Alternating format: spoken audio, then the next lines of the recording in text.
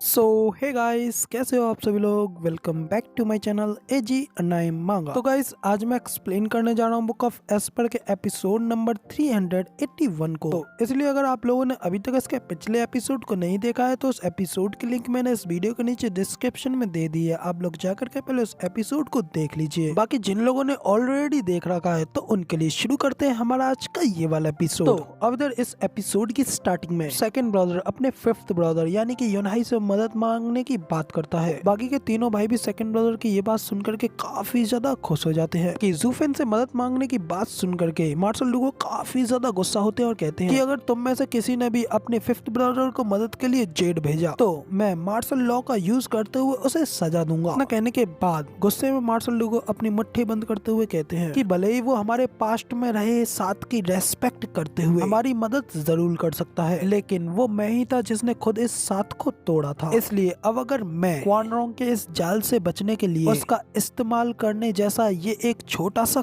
काम करता हूँ फिर तो मैं डुगु जेंटिया नाम कहलाने के लायक ही नहीं हूँ। तो अब इसलिए अगर तुम लोगों ने उसे इस सब के बारे में बताने का साहस किया तो इस सब से सिर्फ तुम मेरे इस राइटियस नाम को शर्मिंदा कर रहे होंगे। मैंने जो कुछ भी जिया है उसे कीचड़ में फेंक रहा हूँ और इससे मेरे पास जीतने के लिए कोई चेहरा नहीं है। तो अब इधर मार्शल की ये बात सुनने के बाद बाकी के सभी ब्रदर्स भी एकदम शांत हो जाते हैं और मार्शल से बिना आगे कुछ भी कहे वहाँ से चले जाते हैं। इसके बाद अगला सीन हमें कैंप के कुछ दूर बाहर का दिखाया जाता है जहाँ पे कि चारों ब्रदर्स एक दूसरे के साथ खड़े होकर के इस चीज के ऊपर बात कर रहे होते हैं। तभी थर्ड ब्रदर यानी कि रेड बॉय कहता है कि बिग ब्रदर और सेकंड ब्रदर हम लोग फिफ्थ ब्रदर की मदद के बिना यहाँ से जिंदा कैसे निकल पाएंगे, इसलिए मैं चाहता हूँ कि मैं अभी के अभी उस जेड को अपने फिफ्थ ब्रदर तक पहुँचाऊँ। तो तभी ये सुन डुगु फेंग कहता है कि क्या तुम भूल गए कि गॉडफादर ने क्या कहा था। यहाँ इस चीज के ऊपर उनकी ईमानदारी दांव पर है। हालांकि फिफ्थ आ सकता है और हमें यहाँ से बचा सकता है, लेकिन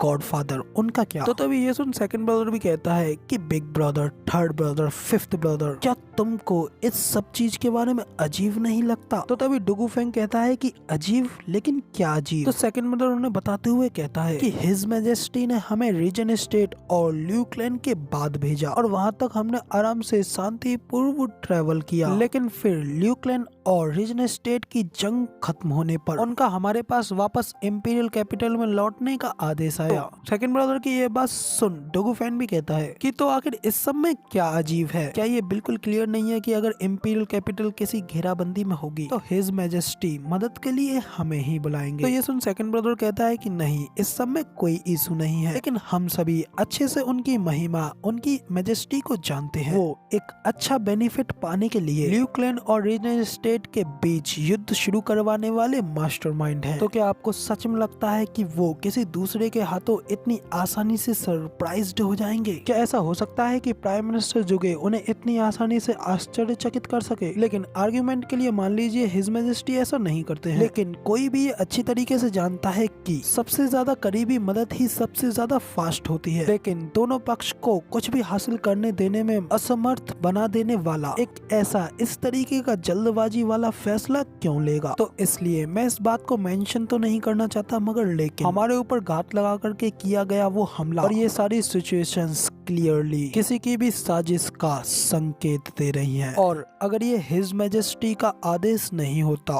तो हम इतनी ज्यादा जल्दबाजी करके इस जाल में नहीं फंसते। तो अब इधर सेकंड ब्रदर की ये बात सुनने के बाद डुगु फेंग भी काफी ज्यादा हैरान होते हुए कहता है कि क्या इसका मतलब ये है कि वो आदेश बिल्कुल फेक था और उस नकली आदेश से जुगे चेंगफेंग ने हमें इस खतरनाक जाल में फंसाया। तो क्या इसका मतलब ये है कि इंपीरियल कैपिटल गिर गई और इस समय हिज मैजेस्टी की वो इंपीरियल सील जुगे चेंगफेंग के ही हाथों में है? और अगर ऐसा है तो सिर्फ यही कारण है कि वो एक इंपीरियल ऑर्डर को नकली बनाने में कैपेबल हो सकता है। तो अब इधर ये सुन सेकंड ब्रदर कहता है कि मैं इस सब के लिए बिल्कुल क्लियर तो नहीं हूँ, लेकिन ये जरूर जानता हूँ कि कोई है जिसे कि इस सब के बारे में क्लियरली पता था। तो अब इधर सेकंड ब्रदर की ये बात सुन बाकी के तीनों भी काफी ज्यादा हैरान होते हुए उससे पूछते हैं कि आखिर कौन है फिर। तो सेकंड ब्रदर कहता है कि ल्यू क्लैन का स्टीवर्ड जूफेन। क्या आप भूल गए कि जूफेन को इस बारे में अच्छी तरीके से पता था कि हम लोग उसके ऊपर हमला करने के लिए आने वाले हैं, लेकिन फिर भी वो बिना किसी दिक्कत के अपने बिजनेस को करने में ही लगा रहा। वो उस समय भी आराम से रीजन स्टेट को लूटता रहा, लेकिन उस समय हमें लगा कि उसका वो बर्ताव कॉमन ही है। वो हमें अपने नेचर की तरह ही खुद को अहंकारी दिखा रहा था, इसलिए हमने उसकी इस चीज के ऊपर बिल्कुल भी ध्यान नहीं दिया। लेकिन बाद में अब इस पॉइंट पे आकर के मुझे ये क्लियरली पता चल रहा है कि वो ये अच्छी तरीके से जानता था कि वो क्या कर रहा है। वो तभी उस समय भी ये जानता था कि उसकी और हमारी ये लड़ाई कभी भी नहीं होने वाली है। तो अब इधर सेकंड ब्रदर की ये बात सुन डुगू फेंग और बाकी सभी लोग भी काफी ज्यादा हैरान हो जाते हैं। अभी डुगू फेंग हैरानी में कहता है कि तो तुम्हारे कहने का मतलब ये है कि जूफेन और जुगे चेंगफेंग वो दोनों ही मिल करके हमारी इस कंट्री को बेचने के फिरात में है। फिर तो इसका मतलब ये है कि अब अगर हम अपने इस एंड पे अपने फिफ्थ ब्रदर को मदद के लिए बुलाते हैं तो वो बिल्कुल पॉइंटलेस ही रहेगा। तो ये सुन सेकंड ब्रदर कहता है कि शायद ऐसा नहीं है। जब फिफ्थ ब्रदर हमारे साथ में था उसने केवल एक बार भी अपने ल्यूक्लैंड के स्टीवर्ट जू की फूड चेन में सबसे टॉप पर रखने की इच्छा को कभी भी उजागर नहीं किया। स्टीवर्ट जू सच में काफी ज्यादा कठोर है, लेकिन उसने कभी भी अपने मास्टर को नीचा नहीं दिखाया। वो यहाँ तक कि एंड तक उनकी रेस्पेक्ट भी करता रहा। तो इसीलिए मुझे इस बात के ऊपर पूरा यकीन है कि हमारी डुगू आर्मी के ऊपर लगी इस घात में ल्यूक्लैंड की इसमें कोई भूमिका नहीं है, और भले ही इससे उनका कुछ लेना देना हो, लेकिन हमारे फिफ्थ ब्रदर के आसपास के साथ हमारे फिफ्थ ब्रदर के पास जरूर ही कोई रास्ता होगा। और फिर इस सब के बाद हम जूफेन से इसका एक प्रॉपर एक्सप्लेनेशन लेंगे। तो इधर रेड बॉय कहता है कि मगर लेकिन फिर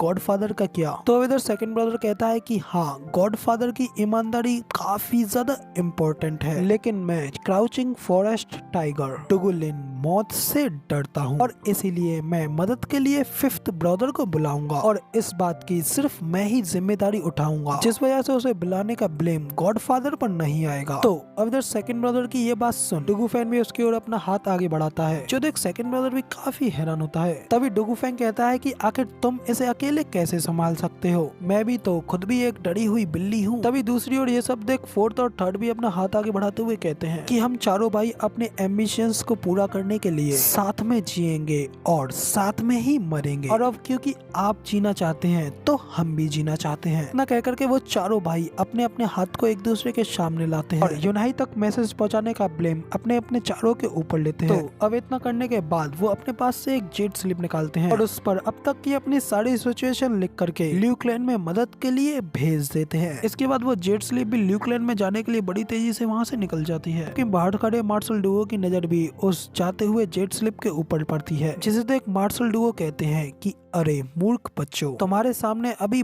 बहुत लंबा रास्ता है, तो इसीलिए ये सबसे अच्छा होगा कि मैं खुद इस कलंक को अपने ऊपर ले लूं। तो गाइज अब इधर मार्शल के इतना कहते ही यहाँ पे हमारा ये वाला एपिसोड भी खत्म हो जाता है, और अब इसकी आगे की स्टोरी जिसमें कि भाई फाइनली इतने टाइम बाद हमें जूफेन को दिखाया जाएगा, वो मैं इसके नेक्स्ट पार्ट में कवर करूंगा, इसलिए देखना मत भूलना। बाकी फिलहाल वीडियो पसंद आई हो तो यार एक लाइक कर देना, साथ ही कमेंट करके जरूर बताना कि आपको हमारा ये वाला वीडियो का एक्सप्लेनेशन कैसा लगा, और ऐसी ही अमेजिंग वीडियोस को देखने के लिए चैनल को सब्सक्राइब जरूर से कर देना। शुक्रिया। बाकी मिलते हैं इसके अगले पार्ट में।